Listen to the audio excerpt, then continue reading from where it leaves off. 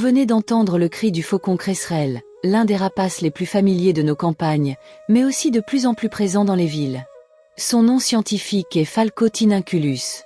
Malgré sa taille relativement modeste, sa voix est puissante, aiguë et capable de porter sur une grande distance. Le cri le plus caractéristique du faucon cresserelle est une succession rapide de notes brèves, souvent retranscrites par « ki-ki-ki-ki-ki ». Ce cri sonore et répétitif est principalement utilisé comme signal d'alarme.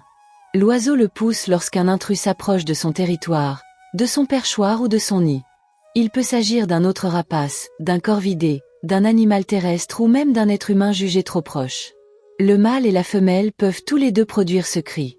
Celui du mâle est généralement un peu plus aigu. Plus le danger paraît important, plus les appels deviennent rapides et insistants. Le faucon cresserelle accompagne parfois ses vocalisations de passage en vol au-dessus de l'intrus afin de l'inciter à s'éloigner. Cette espèce possède également d'autres appels, moins connus.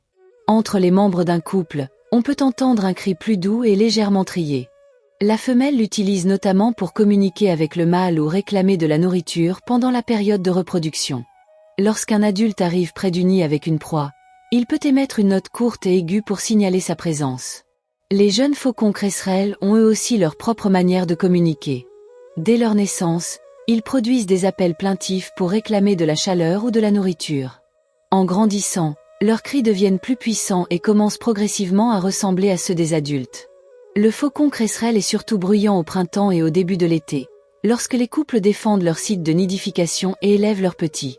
En dehors de cette période, il se montre souvent plus discret. On peut l'observer dans les champs, les prairies, les falaises, les montagnes, mais aussi sur les bâtiments, les clochers et les pylônes.